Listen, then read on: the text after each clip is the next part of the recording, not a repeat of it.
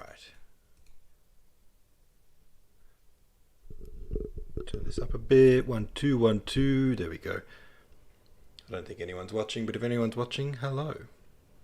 Check out this coffee. Oh yeah. Beauty.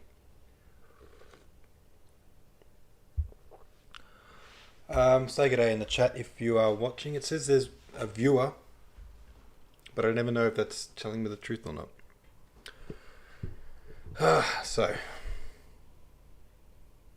Well, let's just get stuck into translating if there's no one watching.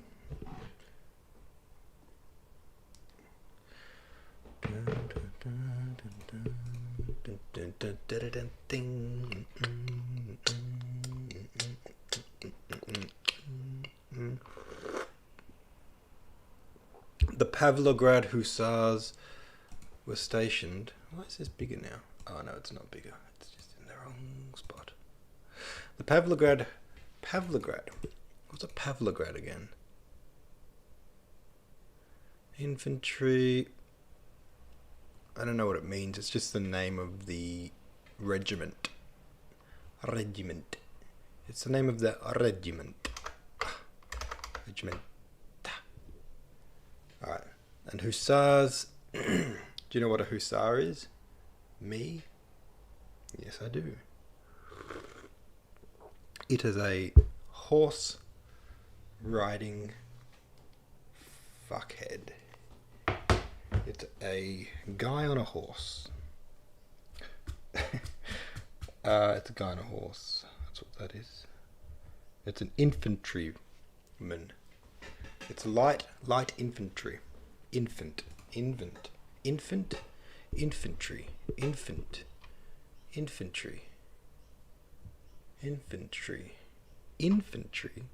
That's not the word. Infantry. It is. Infantry. That's a weird word. Brain. Alright, the Pavlograd Hussars were stationed about 2 miles from Brunel. The squadron in which Nicholas Rostow... Oh, it's a Nicholas Rostov chapter. I love old Nicky Rostow. Love me a bit of Nicky Rostow action. Alright. The Pav... You know, these umlauts are really starting to give me the irrits. The Pavlograd... capital for Hussars, apparently. Hussars were stationed a couple of miles from Brown Cow. The squadron in which Nicholas Rostov served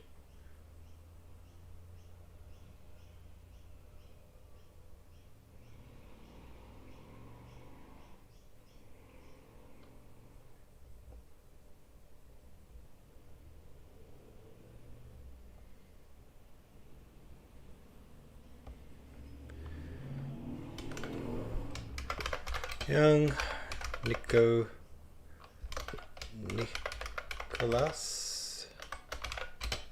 Rostov was serving as a cadet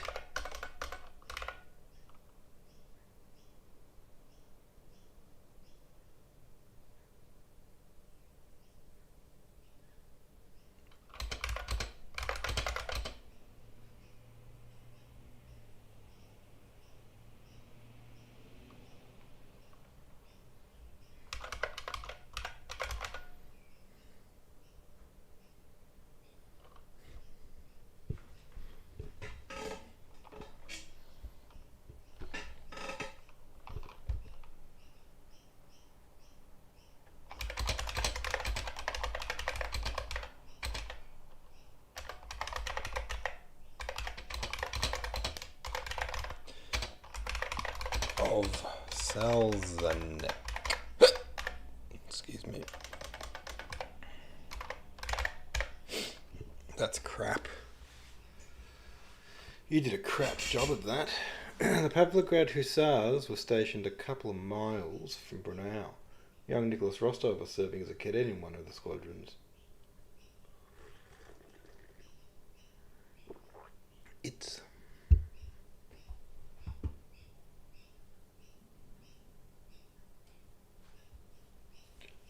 And his squadron was quartered in the German village of Salzeneck.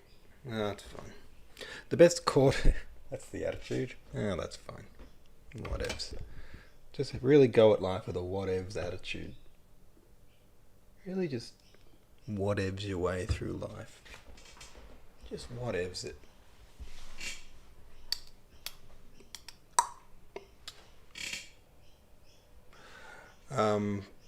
Salzeneck. I'm not gonna cook it, but I'll order it from Salzeneck.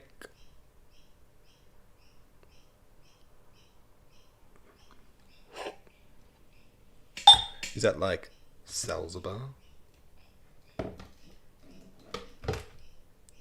Is Salzabar from Salzeneck?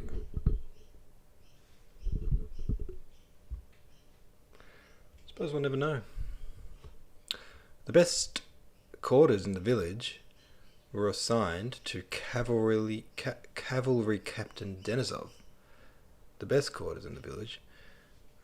The squadron commander, known throughout the whole cavalry division as Vaska Denisov. Cadet Rostov, ever since he had overtaken the regiment in Poland, had lived with the squadron commander. Okay, so he's in the best bit. Alright. Cool.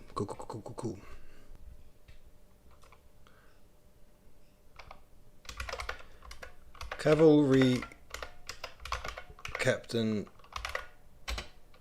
Denisov, the squadron commander,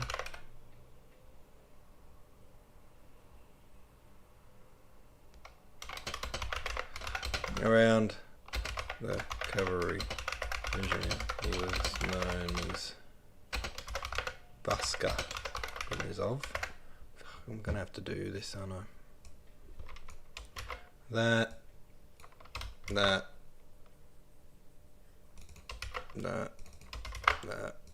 Damn. Umlauts everywhere. Driving me bazonkers. Hello, anyone who's watching? If you're watching, hi.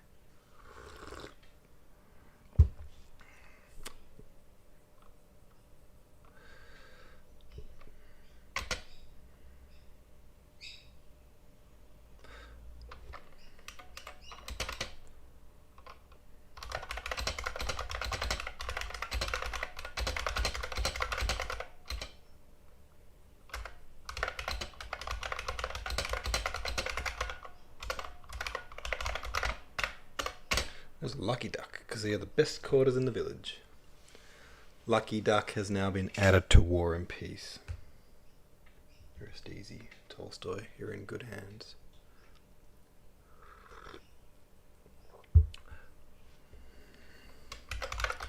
Cadet Rostov. Rostov. Yeah, never mind.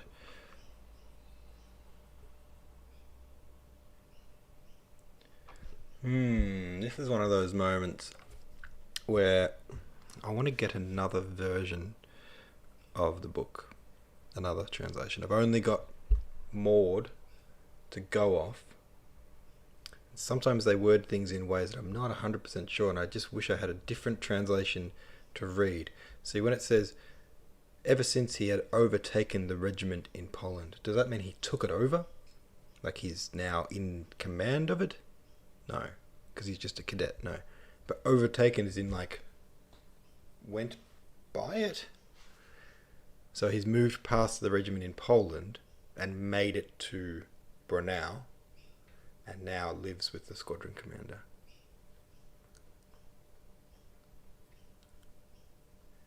I'm just going to have to use the word overtaken because I don't know an alternative, because I don't know what it means.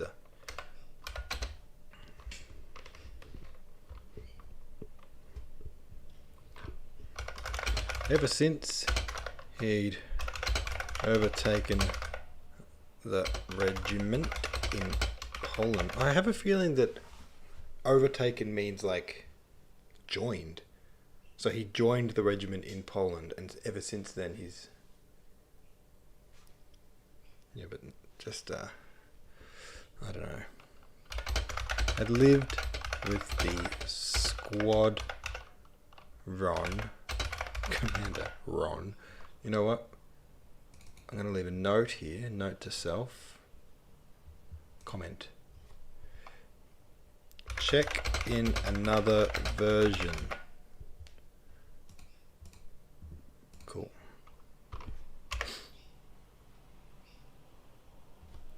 Cool. One paragraph down. Oh, there's no paragraph mark there. What? Oh, it's because of the... I see. Yes, okay.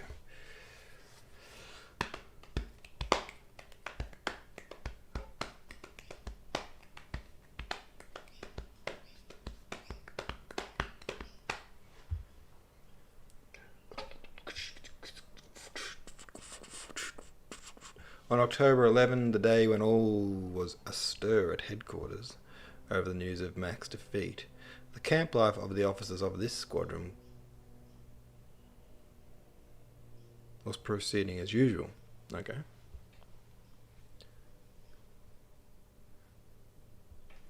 Right, so nothing much changed here, but over at headquarters, stuff was going berserko. On October 11th, while everyone over at HQ was going berserko.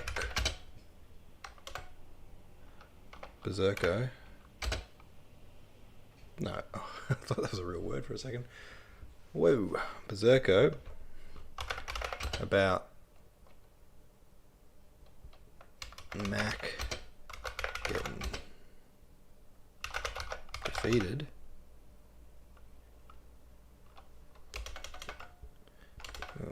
Because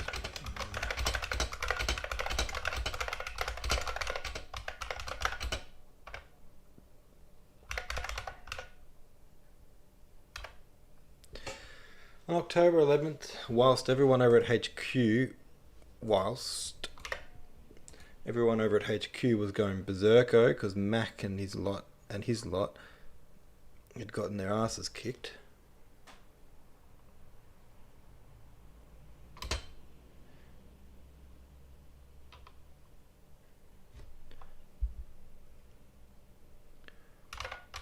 Camp life for Rostov's squadron. Pretty much normal.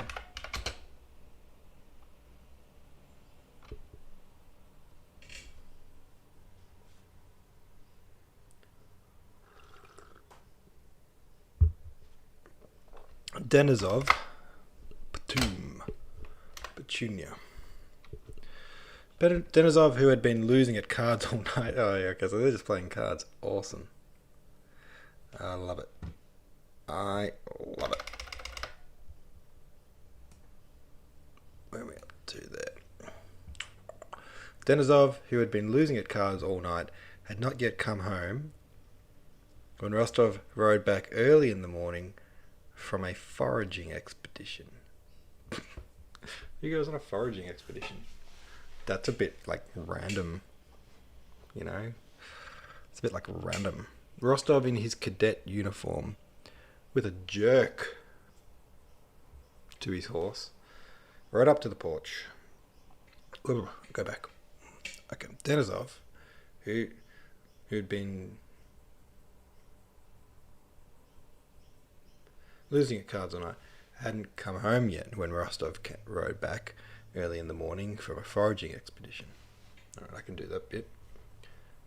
And I'll read the next bit just so I know the context. Hello, anyone who's watching. Hi. Have a little brain break. Coffee is needed. Just making my way through chapter 4 of book 2. say g'day in the chat. I'm assuming if you're watching, you're probably part of a year of War and Peace, and you've probably just read the first chapter. And also, you've probably just had a happy new year. So, what's up? Anyway, I'm trying to translate this sentence, and my brain is malfunctioning. I'm one paragraph into this chapter, and I'm already having brain damage. Denisov, who'd been losing at cards all night, had not yet come home when Rostov rode back early in the morning from a foraging expedition. Right, okay, so Denisov,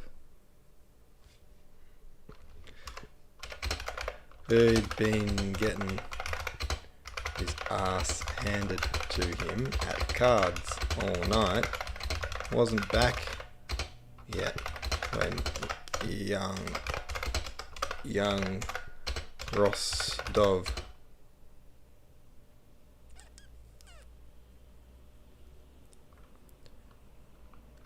young Rostov, what did he do? Had not yet come home yet when Rostov rode back early in the morning from a foraging expedition.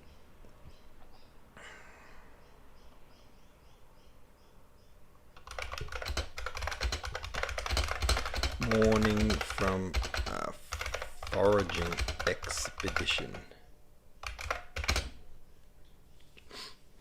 Was it an expedition like he was ordered out to go foraging?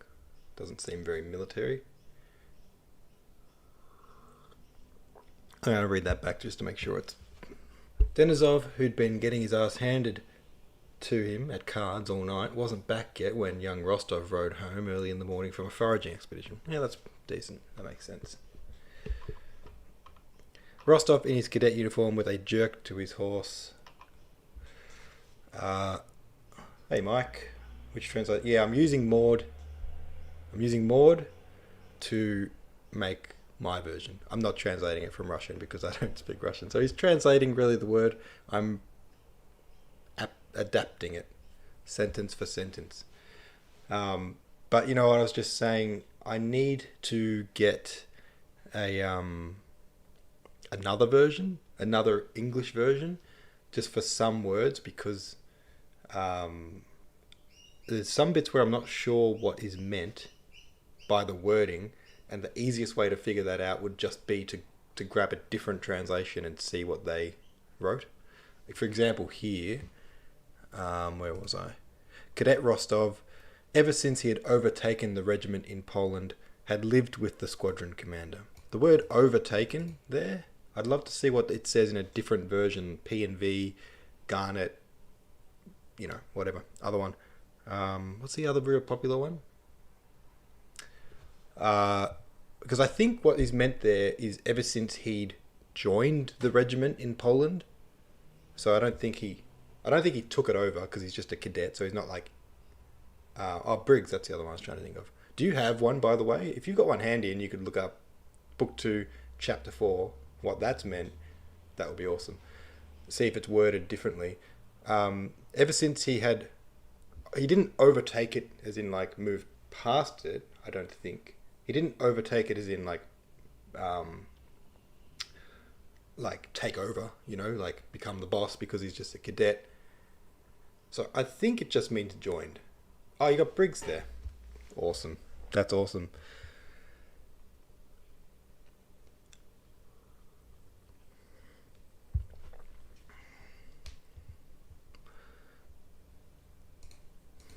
Right, okay, Rostov, I'll keep going while you do that.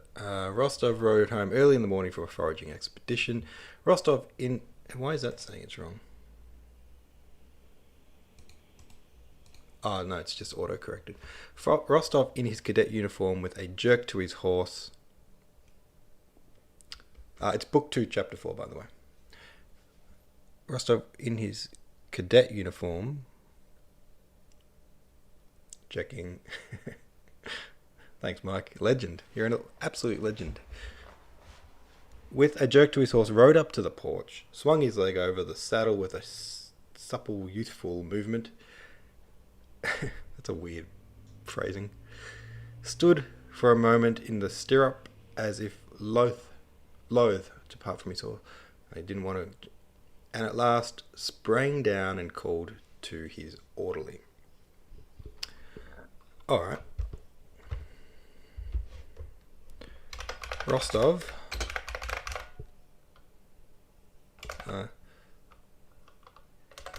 Rostov in his cadet uniform.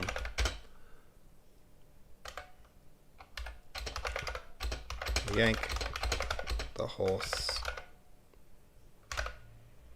What's it called? I'm not a horse person. Reins. Oh, how do you spell that? Rein?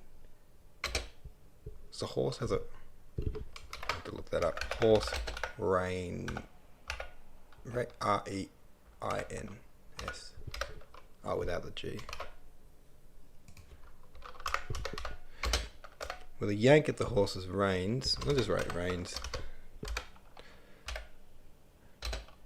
Rode up to the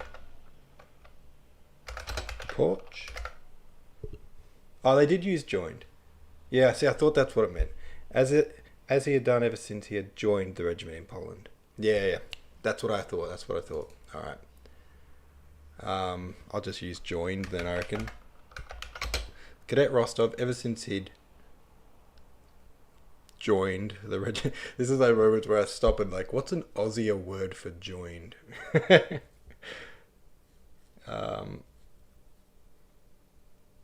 can't think of one. But you know what will happen is in the next 24 hours, an Aussie word for joined will jump into my head. He joined us. He jumped in. He fanged it. He's with us now. He's part of us. Part of it. He's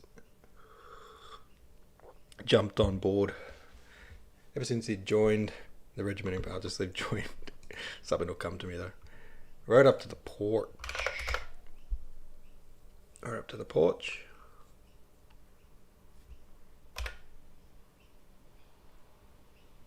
NJ. Is that New Jersey? You got me there. Go for it. Is there a New Jersey slang for joint?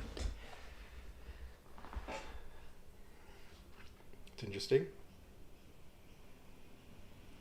Sometimes I just use, like a lot of the slang I'm putting in here, it's also just kind of like casual wording, and often it's more like, a lot of it's like English slang, Irish slang, American slang. It's just kind of slang. Yes. Yeah, New Jersey. Cool. All right. How would you say that in your local tongue? As since he joined the regiment in Portland, I won't try to do a Jersey accent. I'll just sound like a bad Tony Soprano.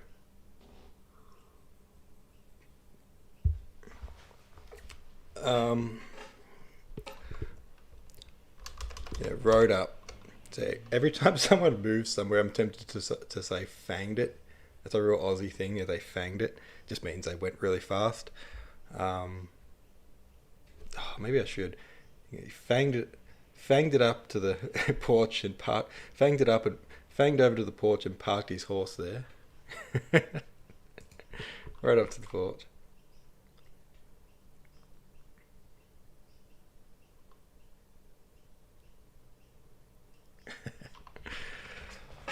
Rostov in his cadet uniform fanged it over to the porch with a yank at the reins.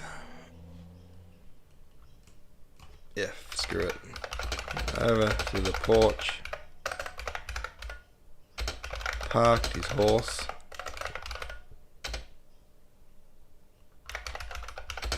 His leg over the saddle. A real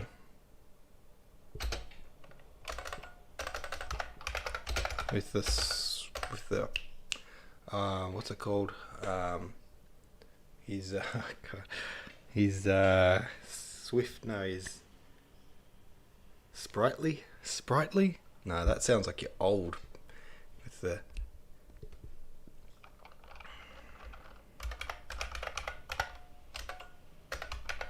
With that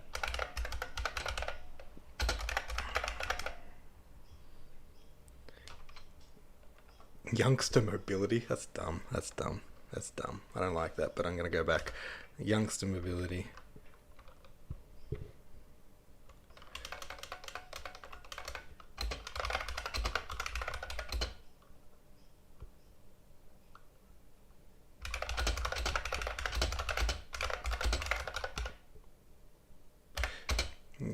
young knees. The stirrup for a moment, as if not wanting to leave his horse. Finally hopped down and called. Oh, there's definitely a more Aussie word than called.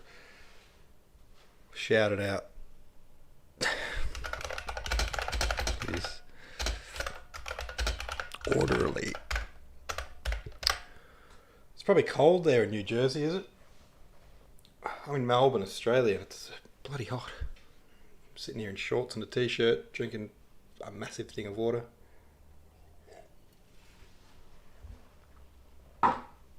Cooling's fanging.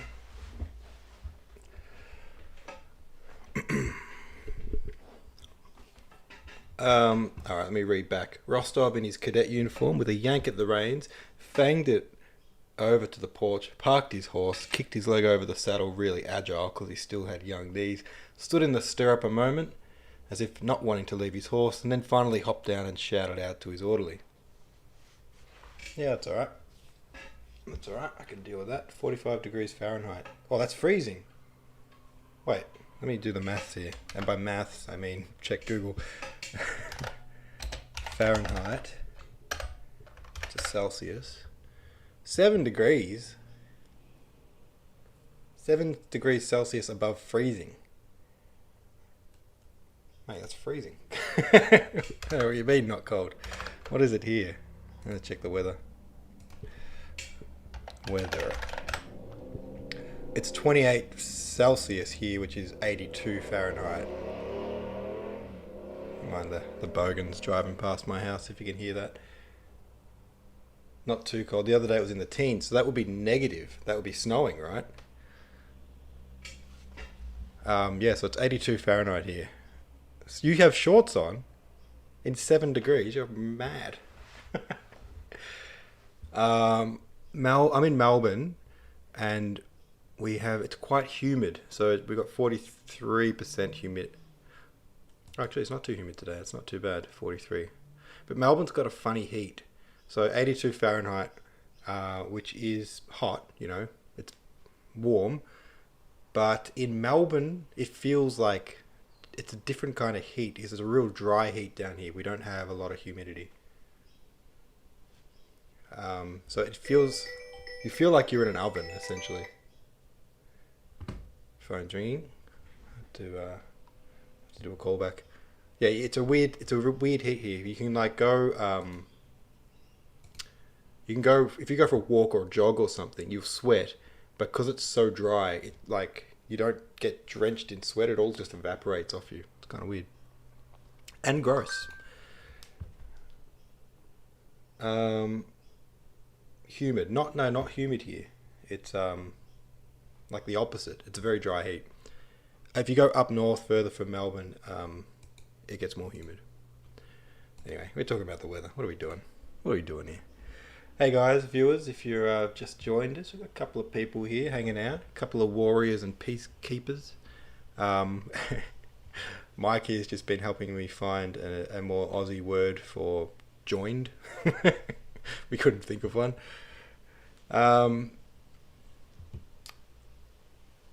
Bluey. Yeah, Bluey's good. Bluey's good. My nieces and everyone, like the littlies in my family, they all love it. Mike, you don't have to say sorry for distracting me. That's all good. I think the whole point of streaming this is to just chat and hang out more than to focus on the book. It's just so I've got a kind of point of focus. I've just noticed that you can't see the side of this. Let me try and fix that. There you go. Look at that. Where are we up to? Sprang down, he called out to his orderly. Bondarenko, dear friend. I should have read this chapter in advance because I can't quite remember it. I'm wondering, people watching, has anyone read the book before, or are we all reading it for the first time? I mean, I've read it before, obviously.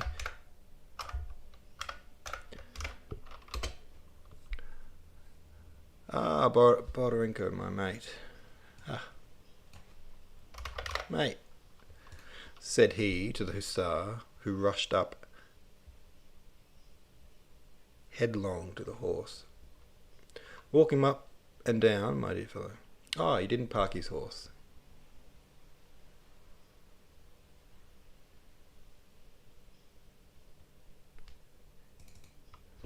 Alright, I might have to change this because I said he parked his horse. He fanged his horse. Over to fanged his horse. That's so dumb.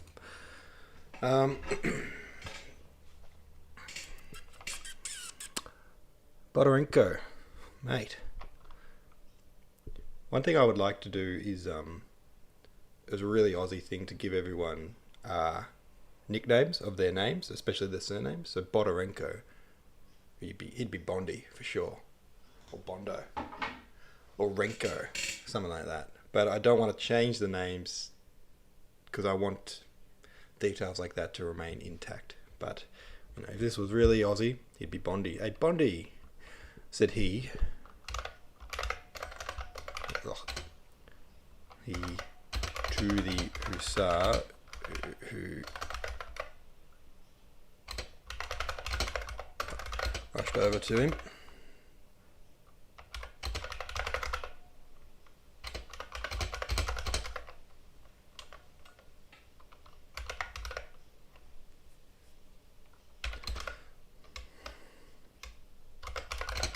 Give him a walk up and down, mate. He continued with that gay brotherly cordiality which good-hearted young people show to everyone when they're happy. Okay. He spoke. He spoke.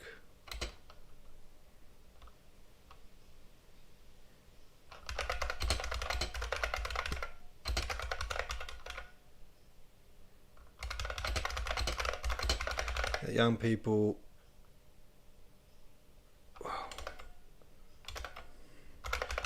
good-hearted youngsters show everyone when they are in a good mood. Mike jumping off. Yeah, cool, man. Have a good night. Thanks for hanging out. Thanks for helping me with that translation up there. Bondi, love it. First time for me reading 2 translations. Oh wow! And for those translations, I'm on book 11. Read one book from Maud, then Cump. I haven't read Cump. Oh, back to Briggs and just keep going like that. Try and garnet. Yeah, I've only ever read Maud and done little comparisons between them. But I love the Maud one. I'm gonna find out whichever translation is like the most straightforward, I think is what I'm going to do. And use that as my comparison one. Alright. I'm going to have to do a be right back and make a phone call. So be right back. I'll make a phone call. Whoa, stop the broadcast. I've just got to say something really important to you guys, and it's this. Oh, hold on. Whoa, hold the phone. Who the hell is this guy? Here. If you want to be this awesome, you can click the donation button down there and leave. Whoa, stop the broadcast. I've just got to say something really important to you guys, and it's this. Oh, hold on. Whoa, hold the phone. Who the hell is this guy? Here. If you want to be this awesome, you can click the donation button down there and leave a little tip. Leave a little tip. Yeah, you want to just press the button, and I love it. So thanks. Anyway, I can't remember what I was going to say before that interruption, so I guess back to the broadcast. Question mark?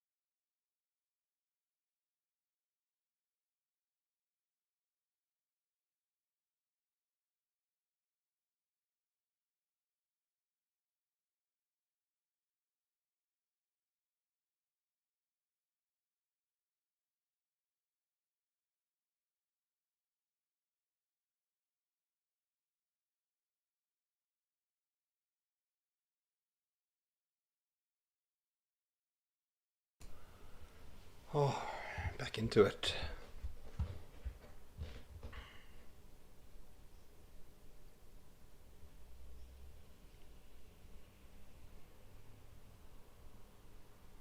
Ah, Bodarenko, mate, said he to the hussar who rushed over to him, straight up to the horse. Give him a walk up and down, mate. You continue. Would you?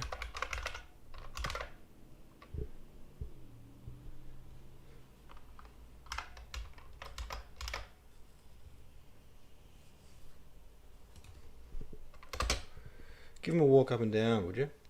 He continued, and he spoke with that brotherly cheerfulness that good-hearted youngsters show everyone when they're in a good mood.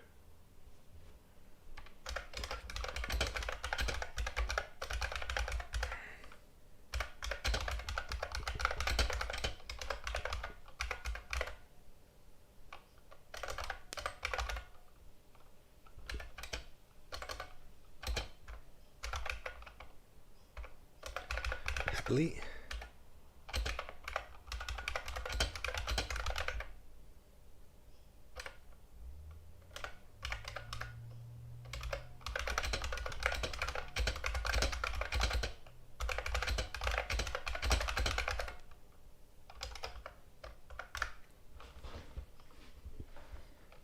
Make sure you give him a good walk up and down.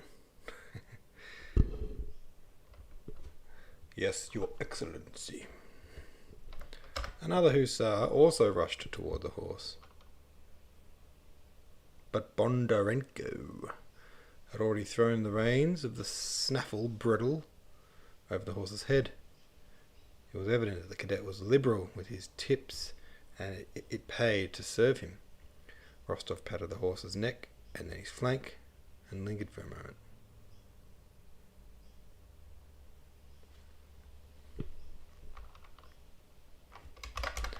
Another hussar rushed.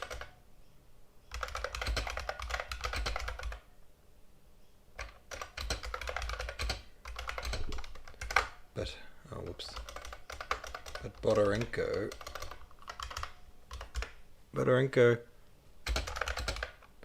already thrown the reins of the snaffle bridle horse's head.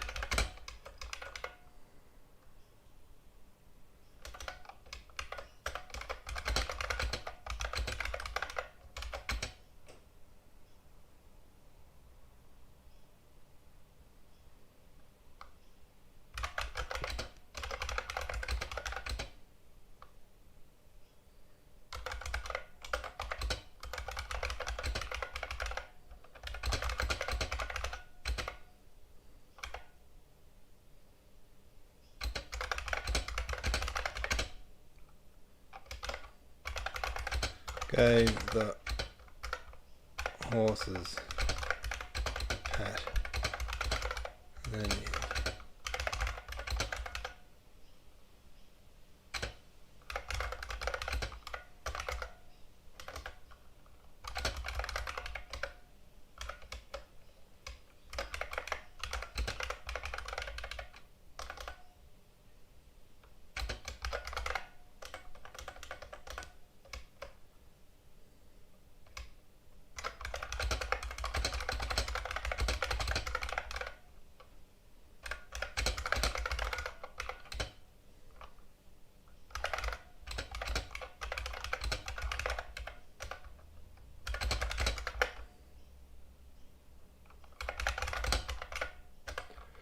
hello.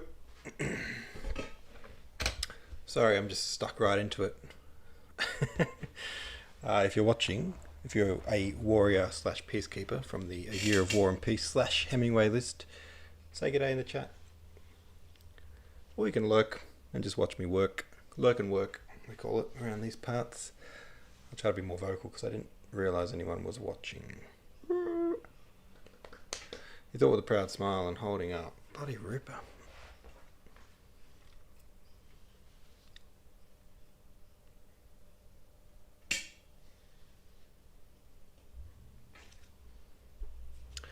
His sabre. Is his saber his sword?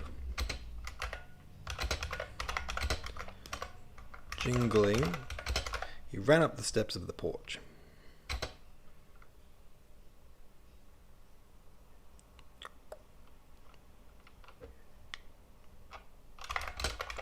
And steps over the porch. Tonk.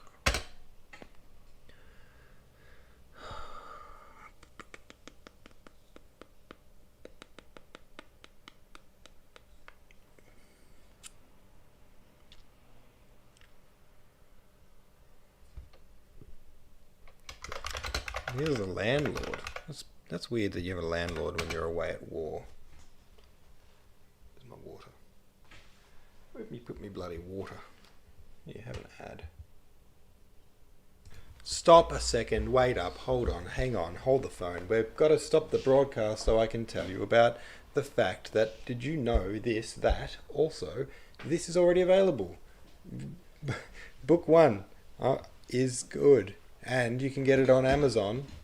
Book 1 of the War and Peace Aussie version paperback thing. Amazon. What am I trying to say? Kindle also. Links below. Great advertising. Back to the broadcast.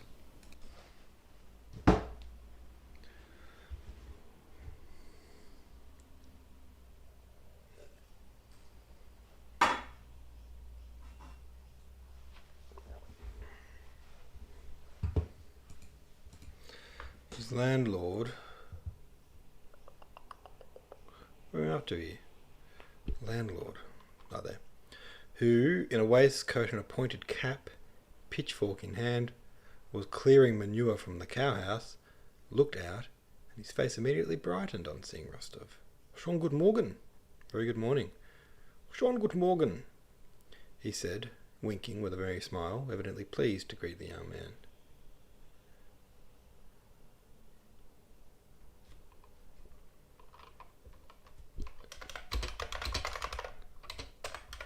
In a waistcoat and pointed cap.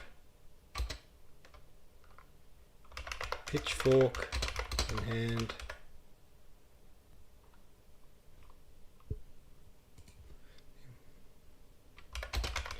Clearing manure.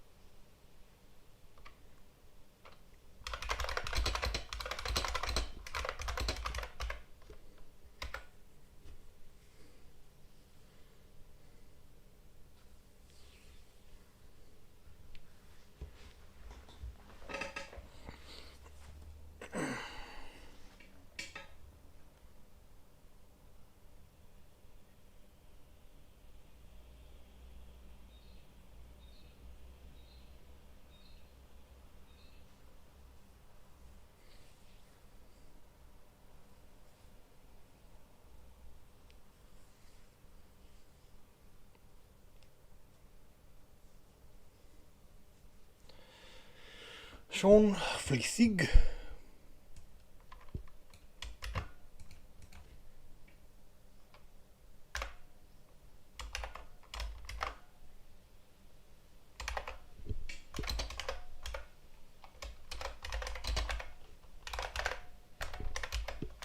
Busy already?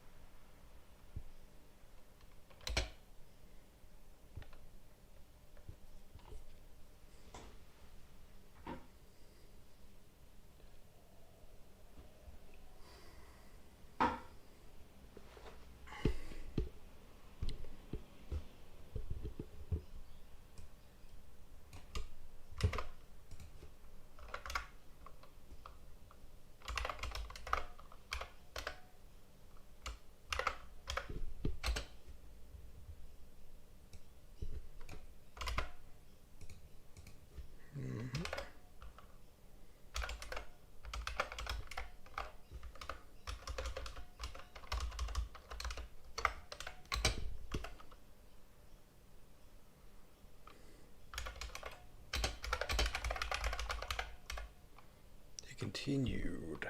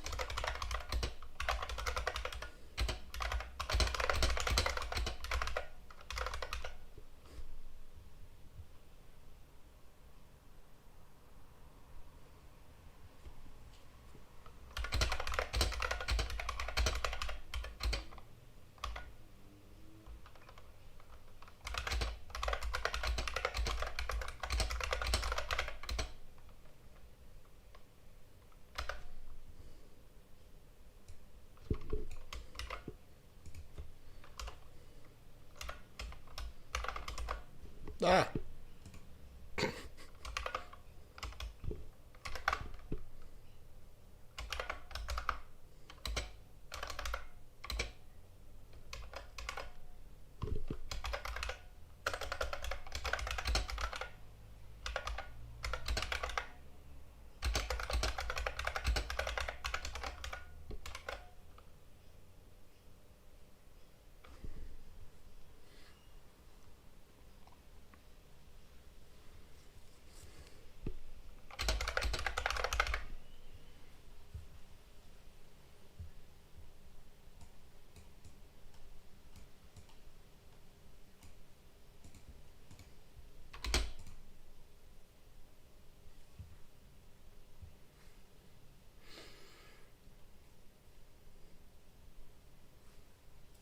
Cool.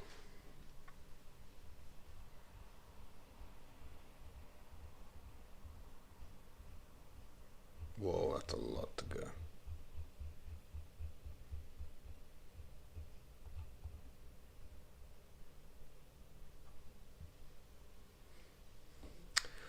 Whoa. Not even halfway through. God damn. Hello. Thanks for hanging out. Working on book 2, chapter 4. Making our way through. This is a Rostov chapter. Young Rostov, Nicholas Rostov, who's, I think, maybe one of my favourite characters in the book, and he's certainly got a lot of my... I think one of my favourite moments in the whole book, maybe my favourite moment in the whole book, is a Rostov moment. And I won't say what happens in it, but if you've read it before, It's the who me moment. The moment, the who me. It can't be me. That moment. If you haven't read it, that's not a spoiler. If you have read it, you'll know what I mean. I think that might be my favourite moment in the book, and that's young Rostov, Nicholas. Is it Nicholas? It is Nicholas Rostov. Yeah, and there's a younger Rostov, but we're talking Nicholas Rostov. Feel free to have a chat in the chat, or you can lurk. That's cool too. He's talking to his landlord. It's interesting that when you're away at war, you'd still have a landlord, but I suppose if you that's part of like military expense, I guess, is when you're stationed in a town and people in that town sort of put you up, and yeah, it makes sense that you'd pay them for their help. Rostov waved his cap above his head like the German and cried, laughing, he repeats, "Und vivat die ganze Welt."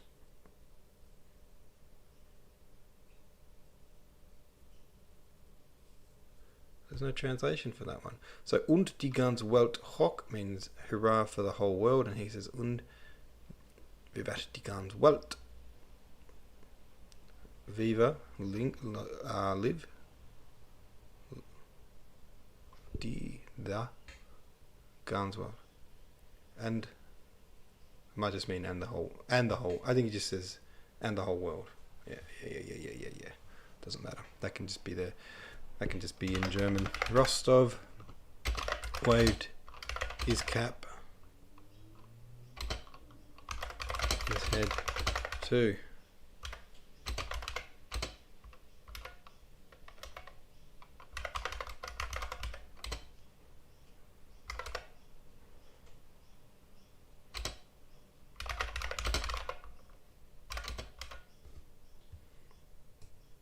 He replied, and I'm just going to copy and paste the German. Und vivat die ganze Welt.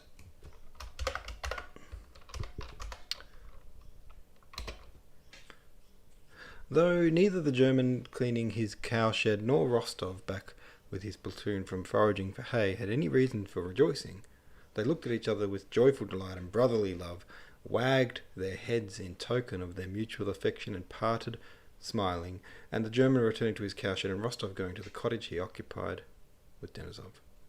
One of those classic long-running Tolstoy sentences where about 8 things happen in one sentence. That's okay, we can tackle that. They had no reason for rejoicing.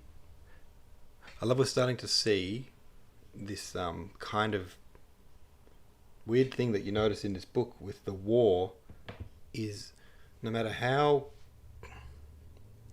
gory the war gets, they just have this kind of euphoria when they're running into battle. It's like running into battle or the danger of a war just gets them giddy. Like, that's the only word to describe the atmosphere. And it kind of continues through the whole book. Is like, you'd think at some point they'd be scared to run into battle, but they just seem to bloody love it. It's like a kid running into a ball pit. They're like, wow, yeah, this is the best. We're already starting to see this here. They haven't even really seen any action yet, but there's this giddiness, between even just this young cadet and his landlord. They're like, yeah, war, woohoo. Though neither the German cleaning his cowshed nor Rostov back with his platoon from foraging for hay had any reason for rejoicing, they looked at each other with joyful delight and brotherly love. Neither the landlord shoveling cow shit nor who'd been foraging for hay all day had any reason to be so stoked. Still, They looked at each other with so much damned joy and brotherly love. You'd think they were about to make out.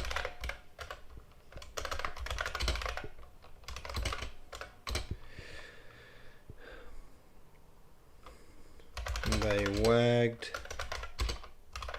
their heads. How do you wag your head? Did they do that to each other? Oh, actually made me dizzy. That's how old I am. Ever wagged your head at someone? They wagged their heads in token of their mutual affection. That's alright, I'll keep that. Left each other smiling. The German going back to his cow shit, and Rostov going to the cottage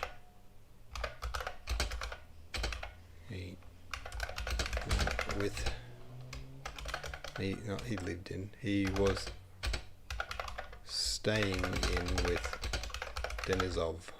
I'm going to copy paste Denisov.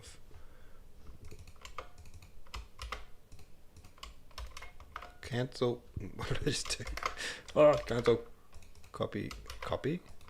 Paste. Beauty.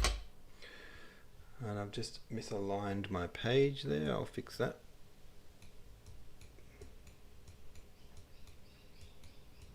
Wait, did I make it bigger? Is that what I did? I did make it bigger.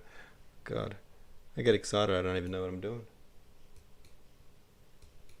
Okay, there we go. Beauty, I'm happy with that. I'll just read it back for a spell check. Rostov waved his cap above his head too, and laughing, he replied, "Und wie wat die ganz Welt?" Neither the landlord shoveling cow shit nor Rostov, who'd been foraging for hay all day, had any reason to be so stoked, but still they looked at each other with so much damned joy and brotherly love you'd think they were about to make out, and they wagged... Oh, I'm going to put that, yeah. But still they looked at each other with so much damned joy and brotherly love that you'd think they were about to make out, and they wagged their head in token of their mutual affection and left each other smiling, the German going back to his cow shit. That's 2 words. Why do I keep writing cow shit as 1 word? I suppose it is. Is it? And Rostov going to the cottage he was staying in with Denisov. Alright, done. Beauty. Ripper. Awesome. Great. Fantastic. What about your master? He asked Lavrushka, Denisov's orderly. I think what about your master is like, where is he? What's going on? Where's your master at? Where's your master at? Where's your master at? He asked Lavrushka, Denisov's orderly, whom all the... Oh, I like that.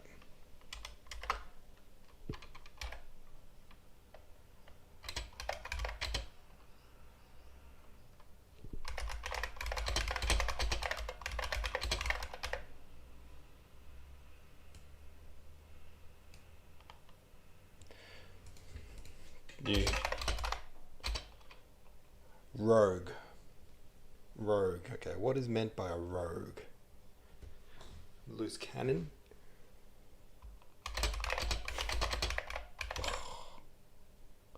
I really want to write loose cunt, but is that too much? It's a bit of a loose cunt. Cunt, can I drop a C-bomb? Can you drop a C-bomb in War and Peace? Can War and Peace have a C-bomb? Was a bit of a loose... Oh, no, it's just not the same. Yeah, screw it. I'm going for it. Everyone in the regiment knew to be a rake. Oh, hey, you are watching. Hello, Lavender Mint Rose. You've got such a lovely name, and here I am dropping C bombs. A rake. Yeah, well, I think a rake is what it's getting at, isn't it? You don't know. Yeah, it's not very Aussie slang-ish. I think loose cunt is too much, isn't it? Loose. That in Aussie slang just means like, he's wild. You know, he's uncontrollable. Um, Maybe I'll just write. It is funny to me. That is funny to me. Do you just go with what's funny to you? Thanks for chiming in, by the way. Much appreciated. Um,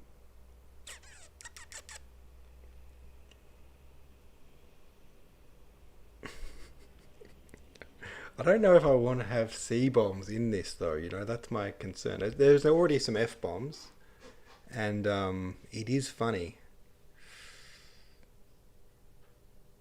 Yeah, it's funny, but I do appreciate the fact that a lot of people really don't like that word, but it's such an Aussie word. We use it differently over here.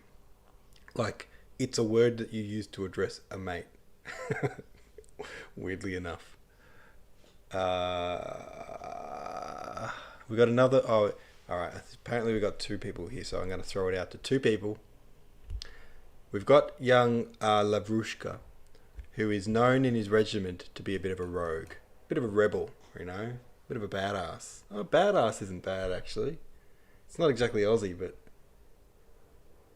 and I've said he's been known to be a bit of a loose cunt. Now, in Aussie, it doesn't mean what it sounds like it means. It means, yeah, mischievous connotation. Yeah, I think you're right. Mischievous and a bit of a larrikin, you know? And all that is that's what a loose cunt is. He's a crazy bastard, you know? He uncontrollable. He's a maniac. He's mischievous. And roguish also is that kind of like, you know, bit kind of crazy, bit uncontrollable. But I'm tossing up here if I want to use a C-bomb in my War and Peace translation, because it's a bit full on. It is funny to me. Do I want to go to that level? You know what? I'm going to leave it for now, but I'm going to put a comment. That's what I'm going to do.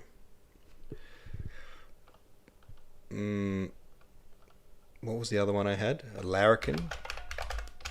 I don't know how to spell larrikin. It's definitely not like that.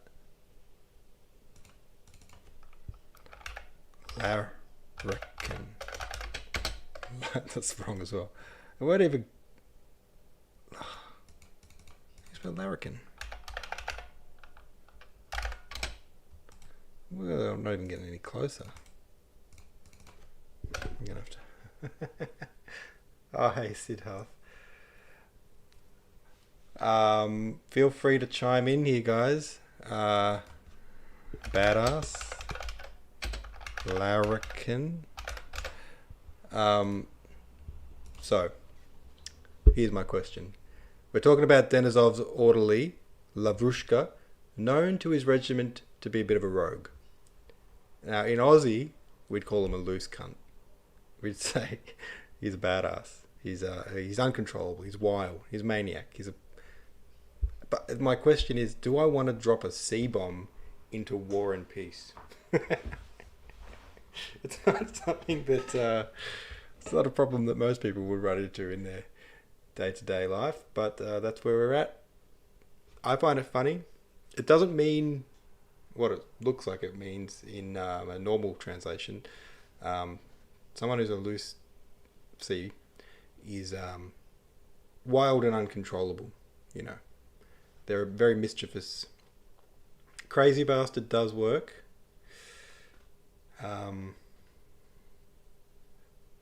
But crazy bastard has less of that roguish feel of it to me. Because that could also be interpreted as like he's just a straight, you know, maniac. Anyway, I've marked it there. I've left a comment. I'll go back to it. My mum wouldn't want me to use that wording, you know.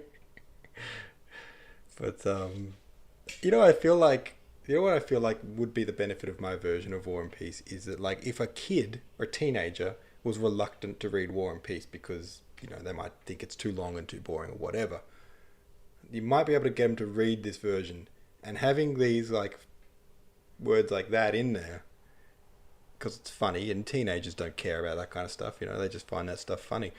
They might be more willing to read War and Peace with some foul language. Weirdly enough, you'd think that it would exclude younger audiences because of the foul language, but I actually think it would more rope in about the minimum level. You're not going to get a 10-year-old to read War and Peace, or a 12-year-old most likely, but 14, 15, would be a young person reading War and Peace, and they don't care about a C-bomb. They just find that stuff funny. Kind of conversely though, like, it's a bit flipped. You'd think that it would work the other way around, but anyway. So I know that I wouldn't want my kid reading stuff which is too coarse, too rude, but if it would get them to read War and Peace, then I'd be like, what, a couple of F-bombs, it's fine, you're reading War and Peace. So anyway, let's continue. Where is your master at? He asked Lavrushka, Denisov's orderly, whom everyone in the regiment knew to be a bit of a loose gun. It does make me laugh. Alright, I'm going with it. Hasn't been in since the evening. Haven't seen him since evening. Must probably on a losing streak. Answered Lavrushka.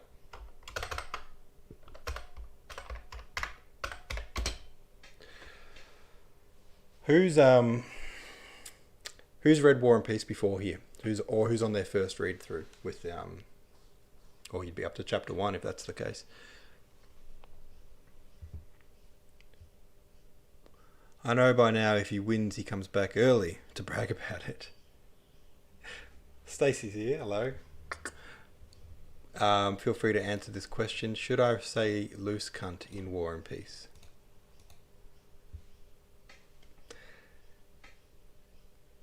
I think I should. I'm not sure if I should. Raise hand. Stacey, as someone who has a teenager, would you allow... I think having coarse language in War and Peace make a teenager more likely to read it. And even though a parent usually wouldn't want their teenager to read, too much coarse language, would you make an exception if you knew that it was making them read War and Peace? That's my question. Neville. Simply productive. Hey. I'm watching a movie, so you're on mute. Oh, cool.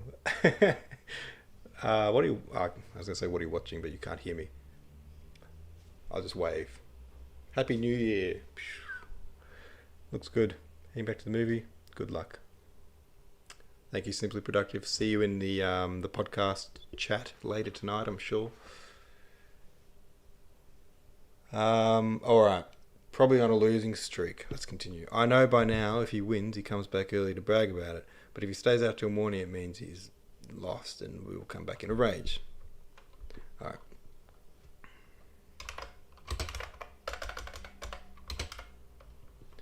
Anecdote about the high school teacher who promised sex and gang violence in the next book, and the kids got excited. Then he told them it was Romeo and Juliet. Well, there you go. There you go. Thank you for feeding my confirmation bias. Appreciate it. Romeo and Juliet was a freaking awesome book, though. I don't know why. I mean, I guess it's got some weird language, and I know that actually some of the school versions of it cut out a lot of the like the ruder bits, but there's some really like full-on stuff even in the first couple of pages of Romeo and Juliet. They're talking about, like, these two guys are like talking about, or joking, I think. Oh, anyway, I won't go into it, but it's pretty full on. They're making some pretty risque jokes. I'll just leave it at that. Um, to the point where it's like, you can't say that sort of thing. Which, I don't know, it's kind of funny just in the context of what it is in this classic literature, is like these jokes that if a comedian said those jokes now on stage, they'd probably get cancelled. Just put it that way.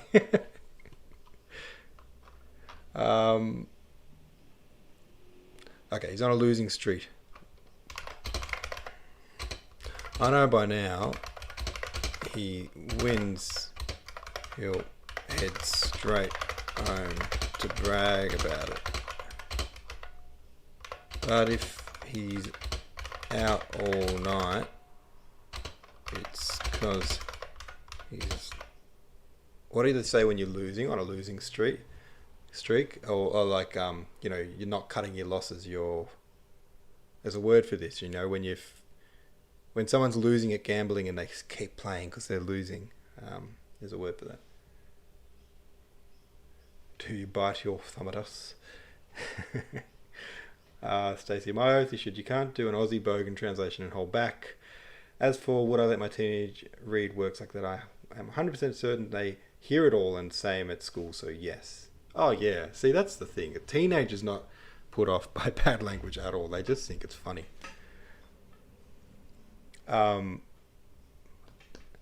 Yeah. Do you bite? It gets worse than do you bite your thumb at us in Shakespeare, in Romeo and Juliet. I'm just trying to see if I've got my version of Romeo and Juliet here. I've got this. I got this guy. It'll be in there somewhere. Let me see if I can find one of the bits that I'm talking about in Romeo and Juliet.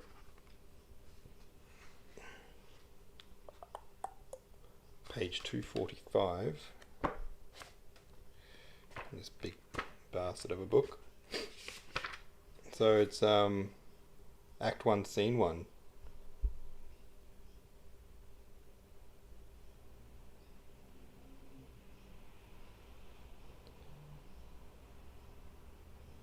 "'Tis true, and therefore women being the weaker vessels are even thrust to the wall. Therefore I will push Montague's men from the wall, and thrust his maids to the wall.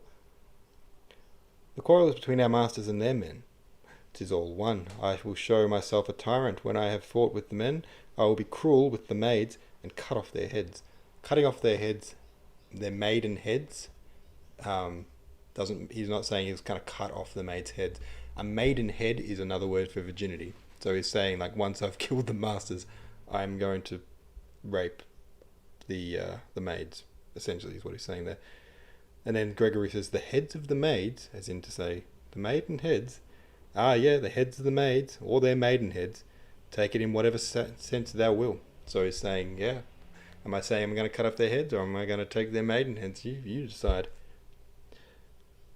Then he says, "They must take it in sense that feel it." And he says, "Well, me they shall feel while I'm able to stand." He's saying, like, as long as I can stand, as in be erect, they'll be able to feel it. "And 'tis known I am a pretty piece of flesh." So I've got a reputation for having, a pretty piece of flesh. "'Tis well thou art not fish. If thou hadst been poor John, draw thy tool."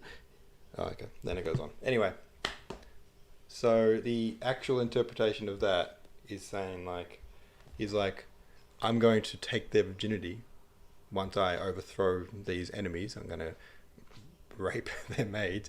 And the other guy's like, "Oh, would they even feel that?" And he's like, "Oh, they'd feel it." Which is horrible. It's so bad.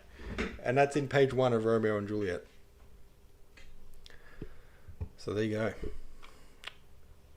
Alright, let's continue. If he's straight home to brag about, but if he's out all night, it's because he's...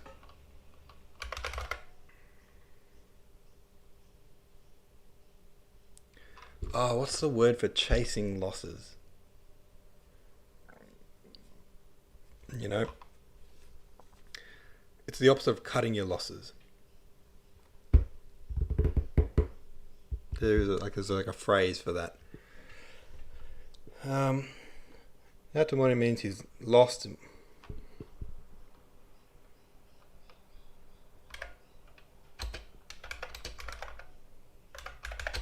Come home. Someone who's really, really angry. Aussie word for very angry. Aussie word. He's spewing. He's off his rocker.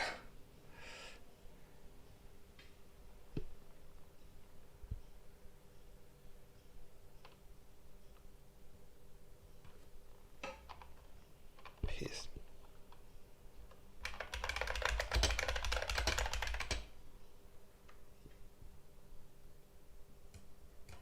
You'll come home in a hissy fit.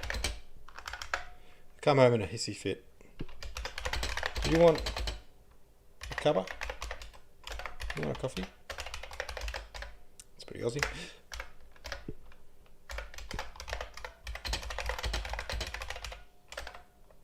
Yeah, bring some. 10 minutes later, Lavrushka brought the coffee. He's coming. Alright.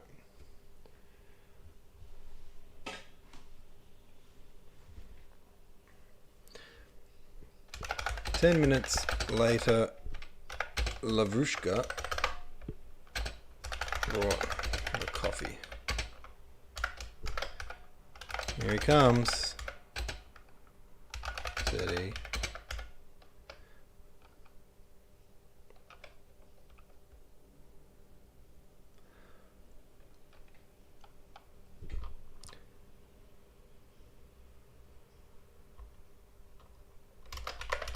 Brace yourself. Rostov looked out this window and saw Denisov. Oh no.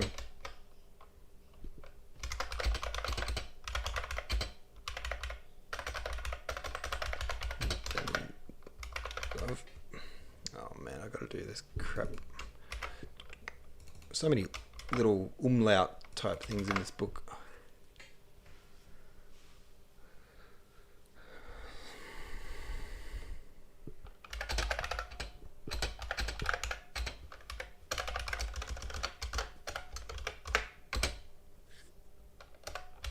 Sparkling black eyes, sparkly black eyes, and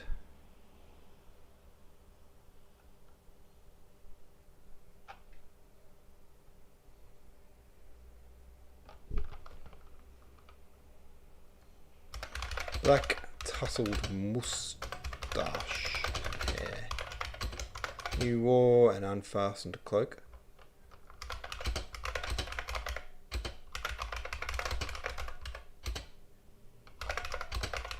Wide breeches hanging down in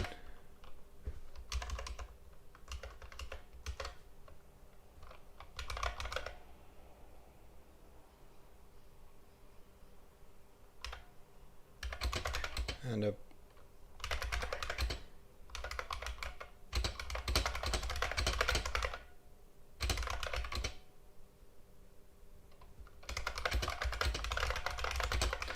came sauntering up to the porch, all gloomy, head hanging.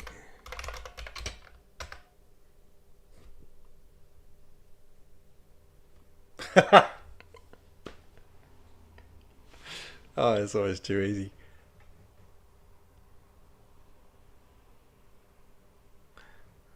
Lavrushka. Oh, this is the... Denisov's got the lisp. Denisov's got the lisp. I remember Denisov.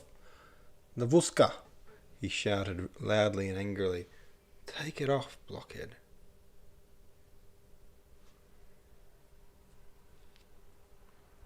Now, is he referring to the coat? I think he must be referring to the coat when he says take it off. Alright. Oh,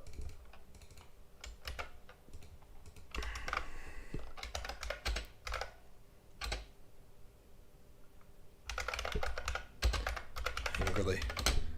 I'm going to omit the word loudly because if you shout angrily, you know, it's kind of implied that that's loud. Get the shit off me, dickhead. Oh, that was fun. Lavushka, get this shit off me, dickhead. Yeah, dickhead.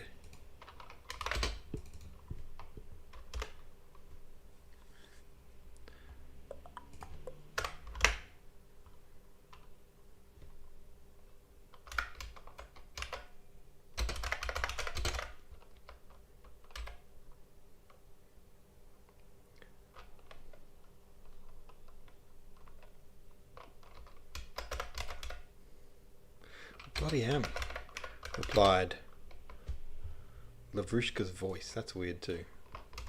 Like, how else is he going to say it? Oops. Copy.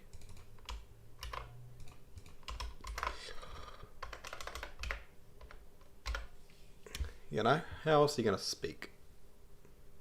If not with a voice.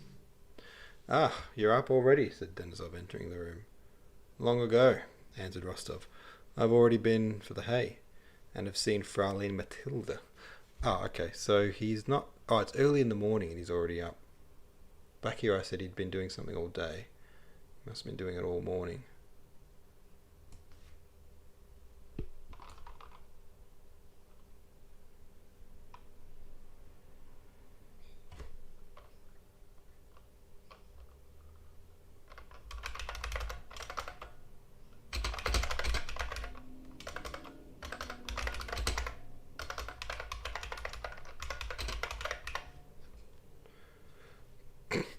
That'll work. Sparrow's fart is now part of War and Peace. Sparrow's fart. I don't know if that... No, that's definitely an Aussie thing. To say sparrow's fart. Sparrow's fart means the crack of dawn.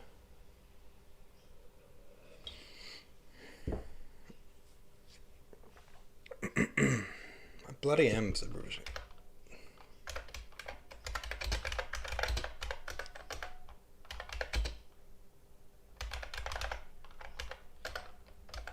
Oh, you're up early, said Denisov, entering the room. Been up for ages. And Sir Rostov. Already been. Full stop.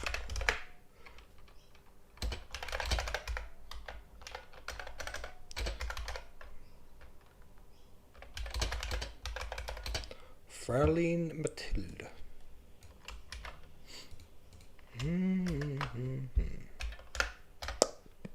Wheelie. Oh, Rostov. Wheelie.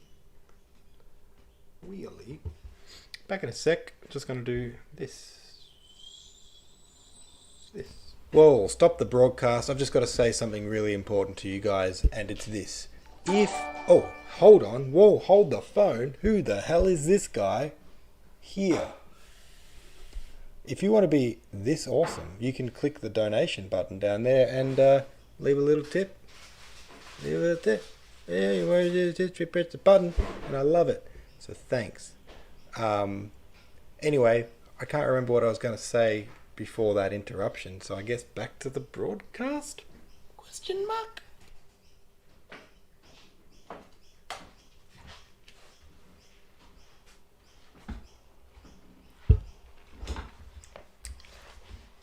Had to get a Zupa Duper, obviously.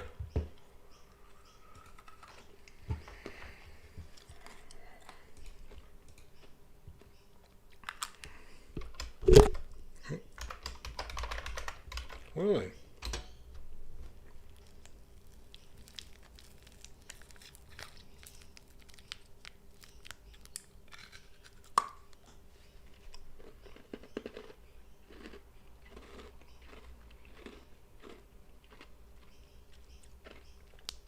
Denisov's another one of my favourite characters. In this chapter we've got two of my favourite characters. Young Rostov and Denisov.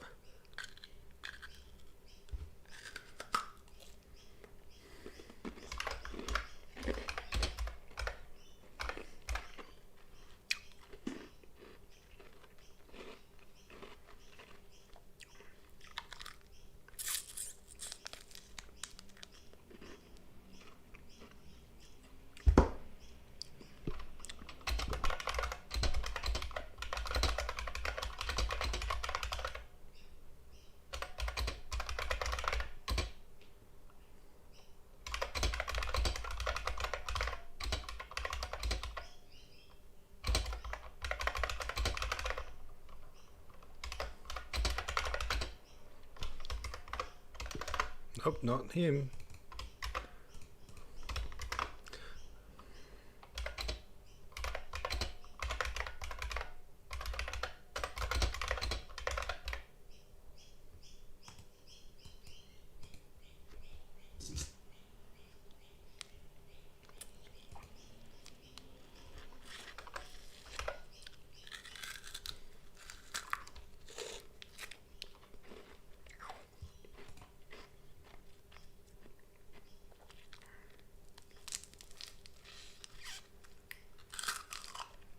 I love a super duper.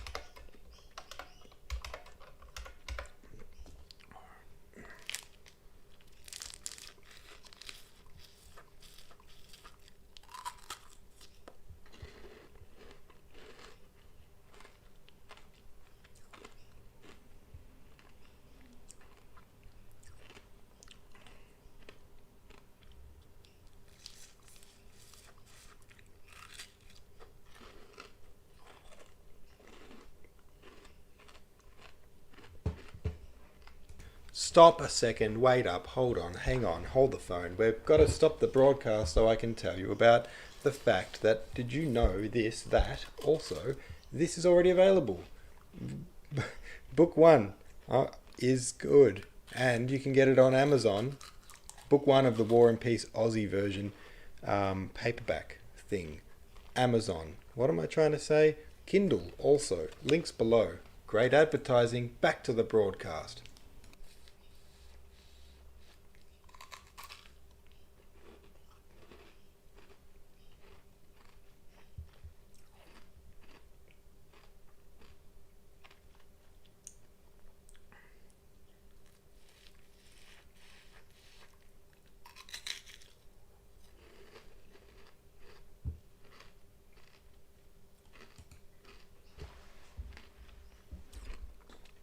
Just having a little icy pole break. This is not great broadcasting. Yeah, have an ad. Whoa, stop the broadcast. I've just got to say something really important to you guys, and it's this. Oh, hold on. Whoa, hold the phone. Who the hell is this guy? Here. If you want to be this awesome, you can click the donation button down there and leave a little tip. Leave a little tip. Yeah, you want to do this, press the button, and I love it. So thanks. Anyway, I can't remember what I was going to say before that interruption, so I guess back to the broadcast? Question mark?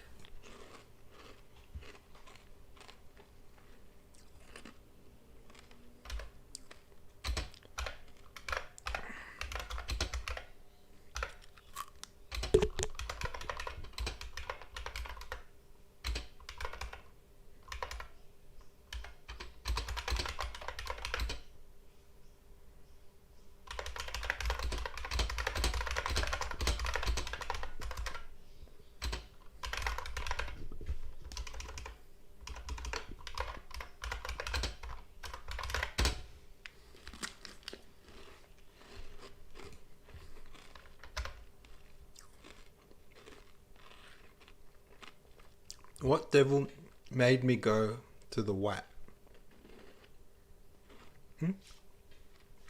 An officer nicknamed the Rat. Oh.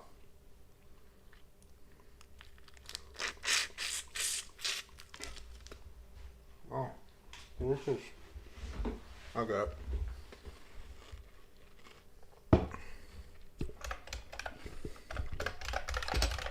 What bastard?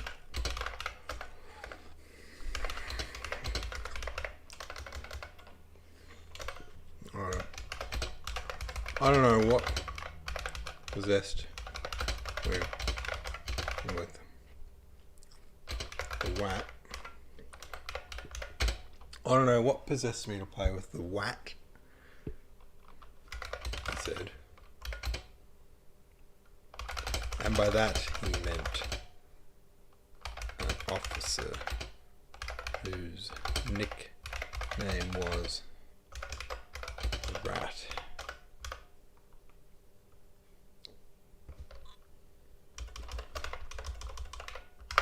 Probably can't capitalise that.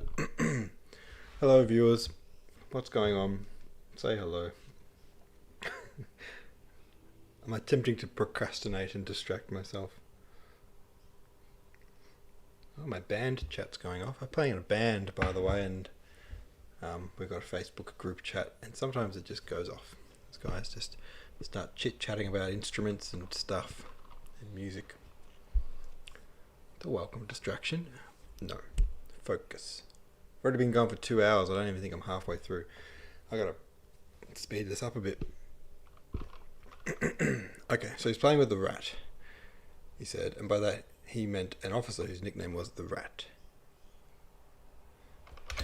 He rubbed his forehead and then his whole face. And just fancy. He didn't let me win a single card. Not one card. Bastard. You wouldn't believe it. Bastardo. Didn't let me win.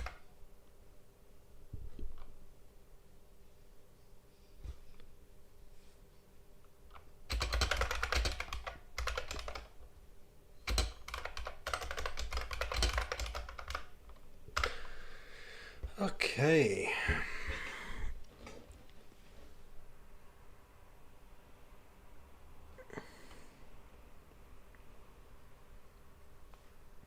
He took the lighted pipe that was offered to him, gripped it in his fist, tapped it on the floor, making the sparks fly while he continued to shout.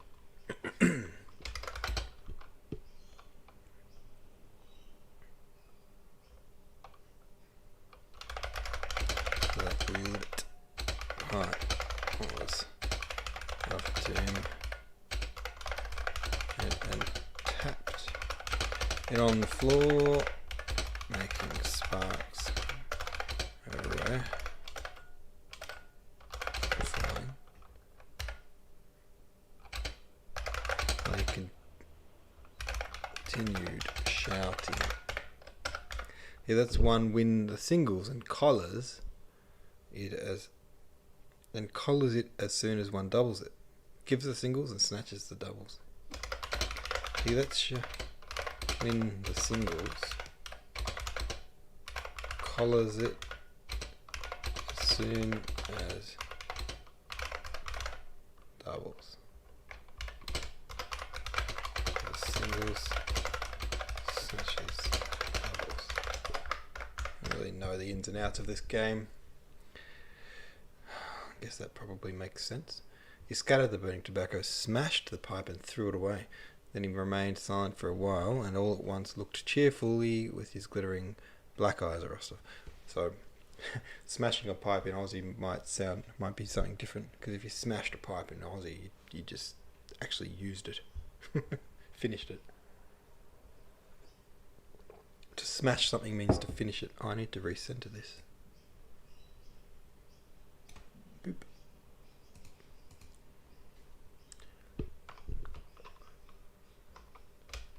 He scattered the burning tobacco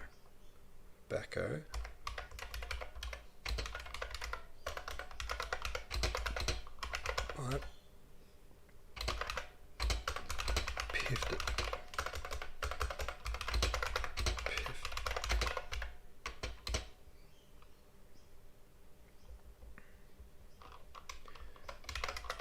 Then he went silent for a bit. It's 2 words.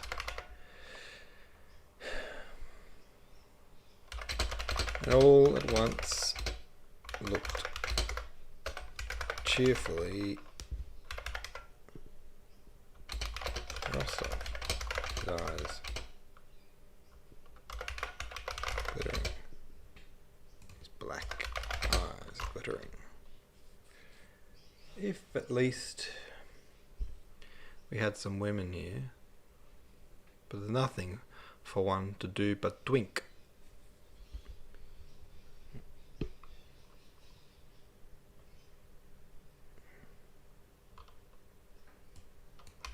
Bastard.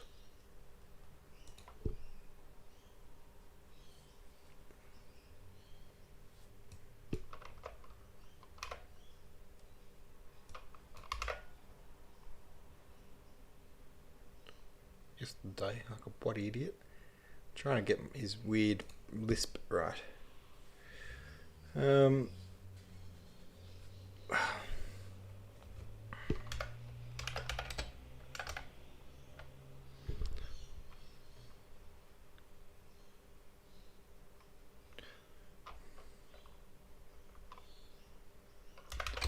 I'll kill for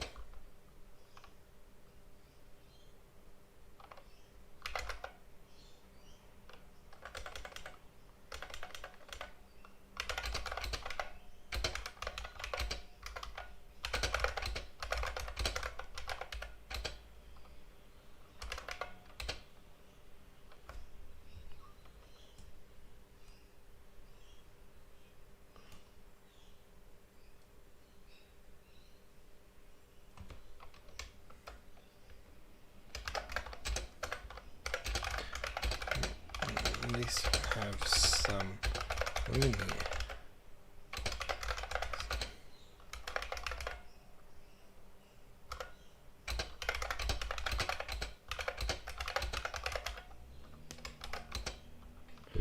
For us to do but twink.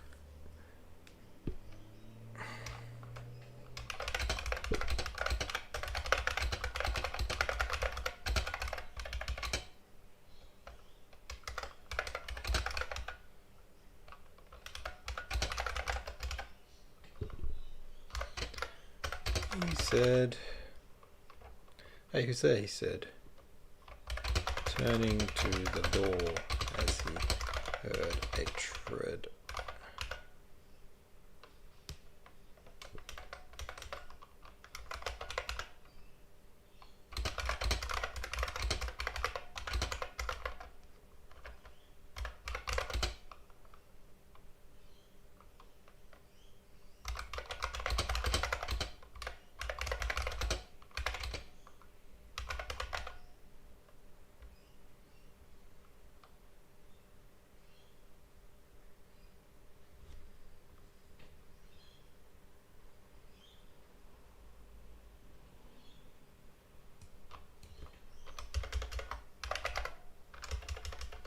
Clinking spurs. So you heard some heavy boots thumping nearer with clinking spurs, and to a stop, a respectful clearing of the throat. The squadron quartermaster said Lavrushka. Nope, not that. Why do I keep doing that?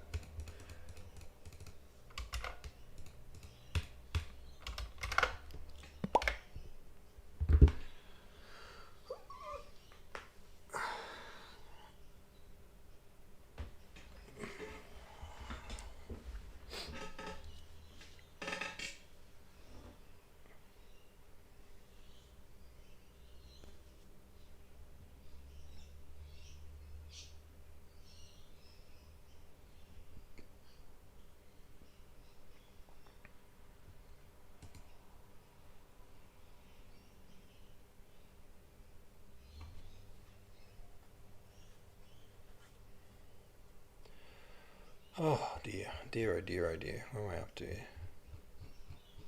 Oh, there's so much to go. It's a long chapter.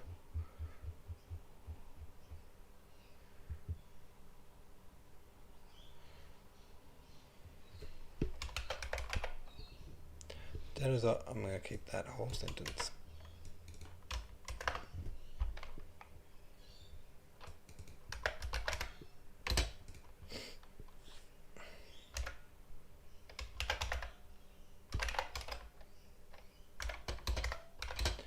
Damn it, he muttered, throwing down a purse, some gold in it.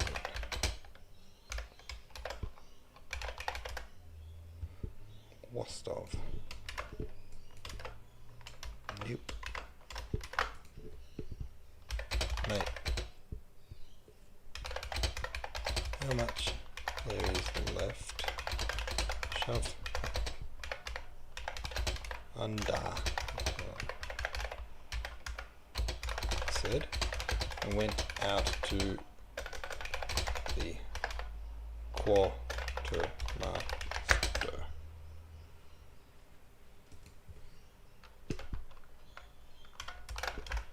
So many typos. Rostov took the money and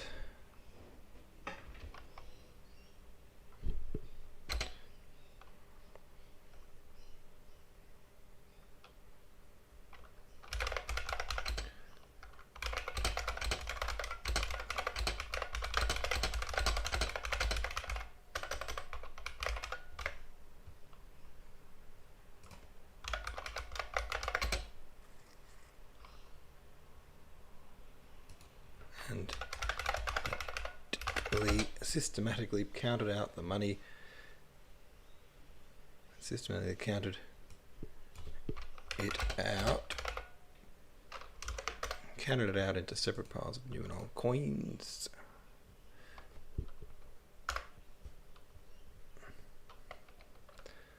Hey. Italian.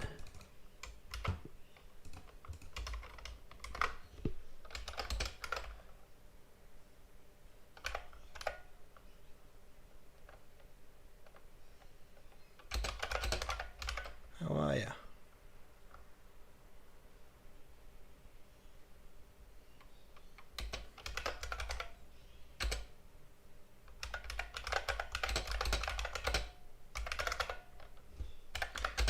Screw me. Oh, it came. Deniz's voice from the next room.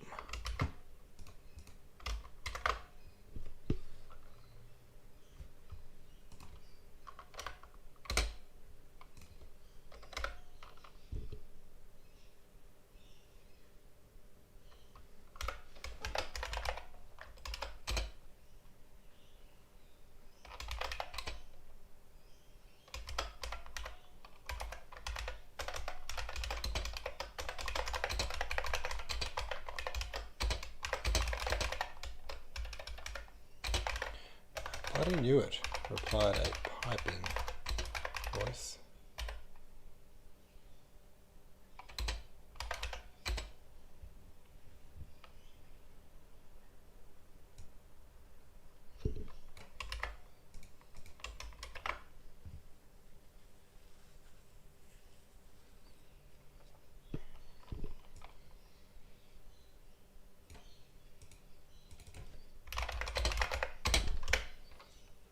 Golly, what a schlep.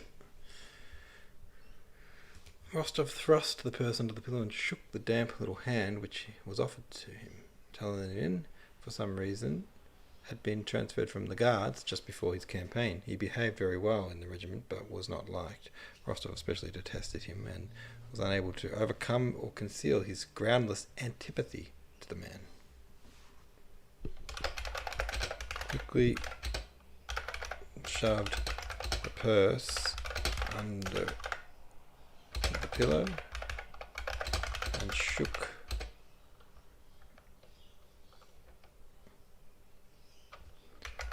the wet little hand.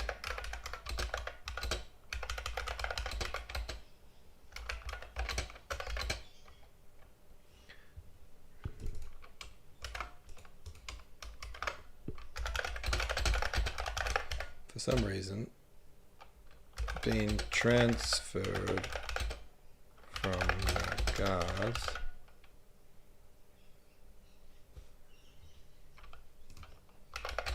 their campaign to their squadron from the guards.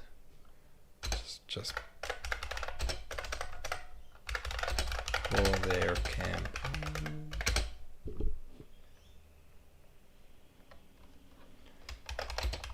Well behaved. Behaved himself, fair enough.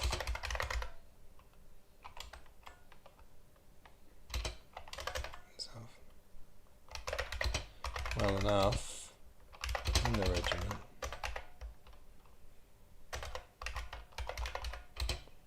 It's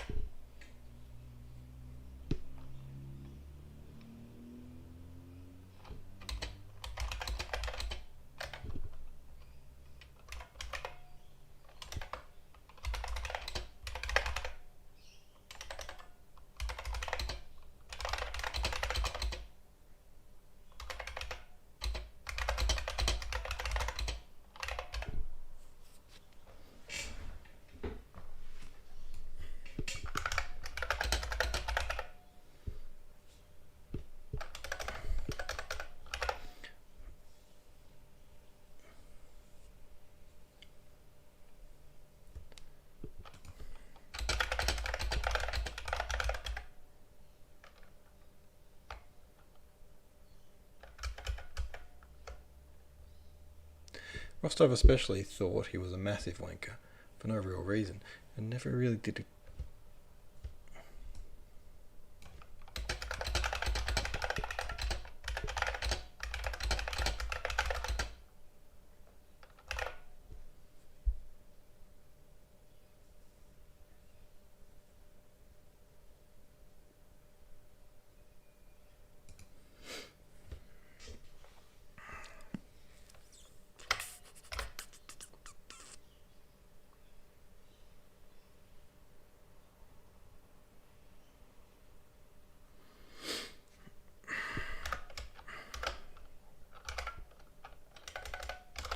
G'day,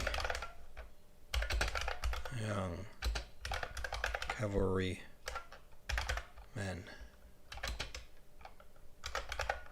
How's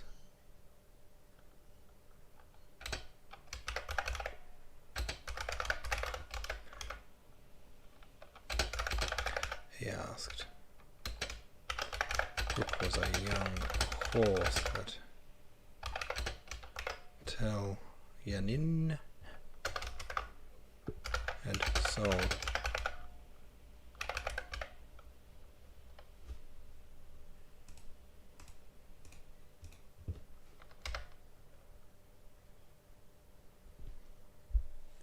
Rook was a young horse that Helena had sold Rostov. The lieutenant never looked the man he was speaking to straight in the face. His eyes continually wandered from one. Had shifty eyes, this lieutenant never looked the man he spoke to in the eye.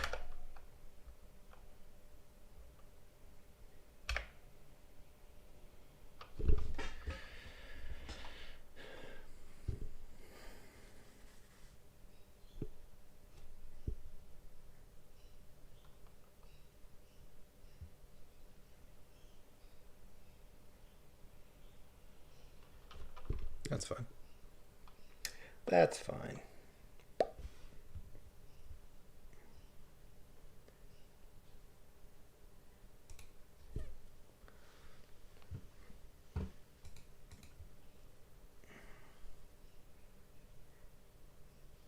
Where am I?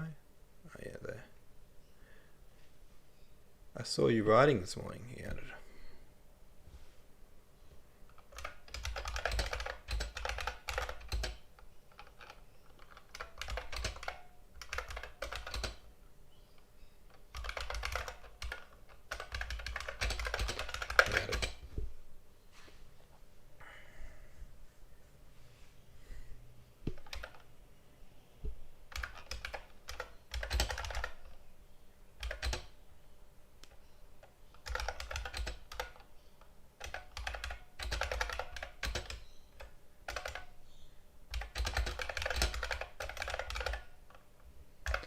answered Rostov.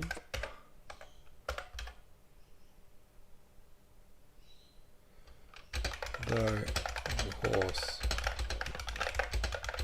worth half of the 700 rubles.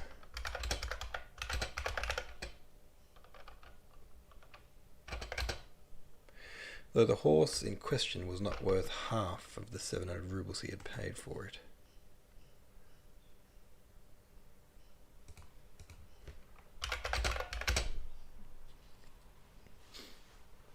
Rubles or rubles? Rubles.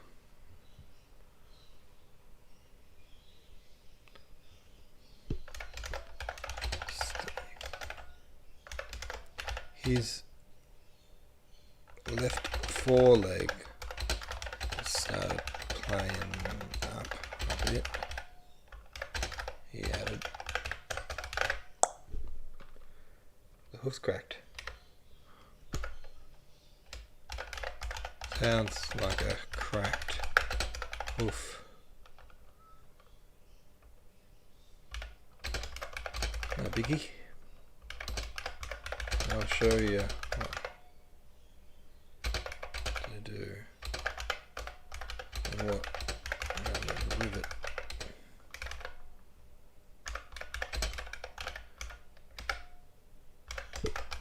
Yeah, that'd be rad. That'd be rad.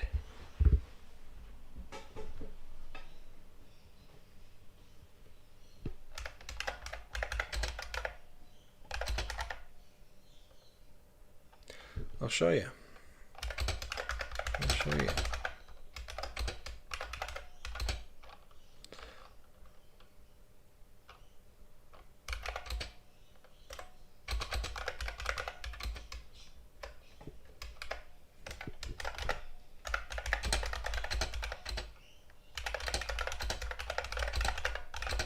You'll thank me for this horse, trust me.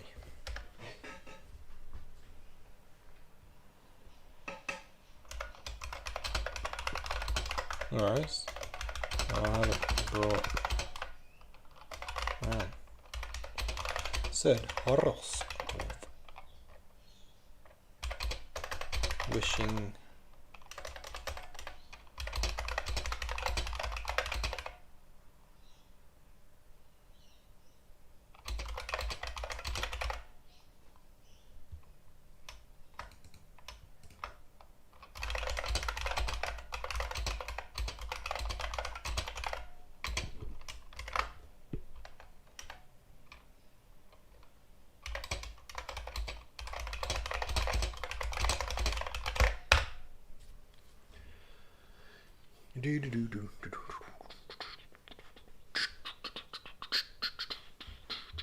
In the passage, Denisov, with a pipe, was squatting on the threshold, facing the quartermaster who was reporting to him.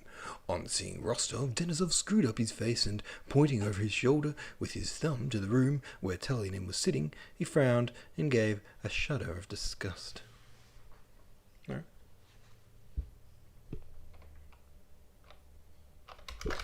He passed Denisov in the passage.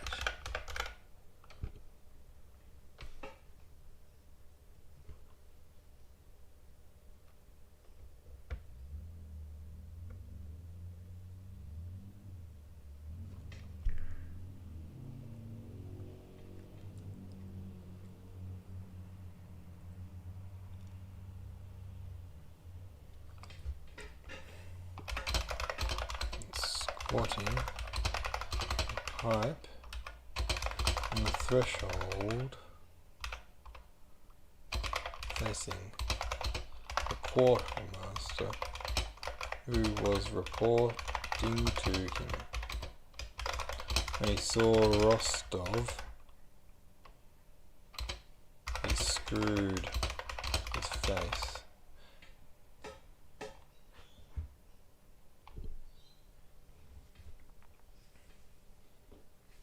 He passed Denisov in the passage, who was squatting with a pipe on the threshold facing the quarter, and asked if he was reporting to him. When he saw Rostov, he screwed up his face. Over his shoulder.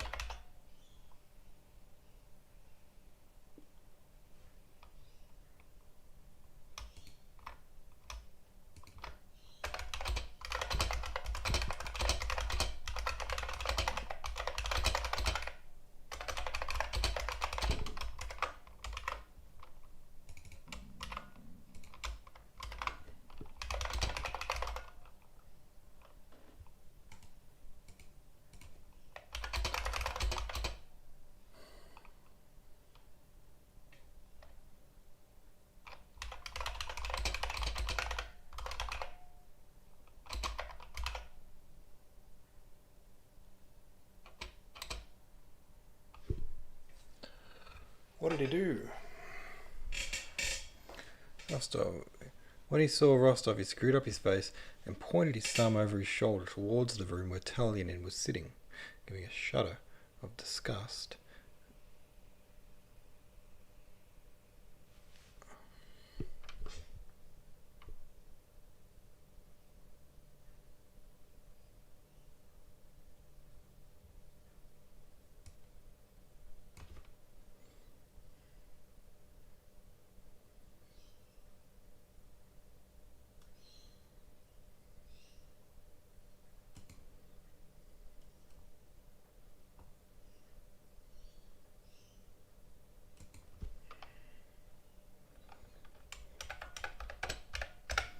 That's fine.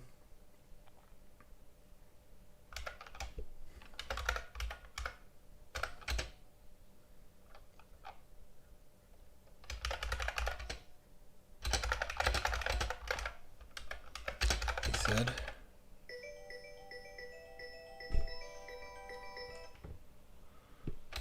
Regardless.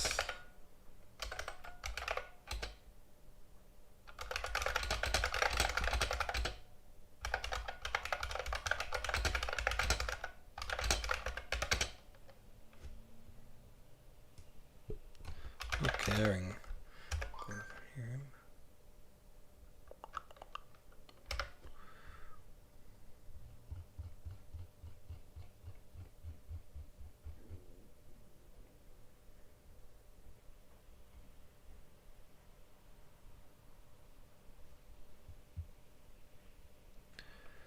Oh, okay. Okie dokie. This has gone on long enough. I'm going to pause. I'm going to finish this tonight off stream and start the next chapter tomorrow. That's what I'm going to do. Where am I? Oh, there. Oh.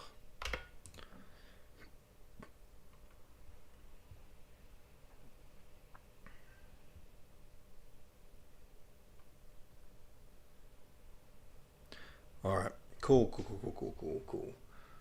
Ending stream here. Gonna finish this off stream and start tomorrow with the next chapter. Rock and roll.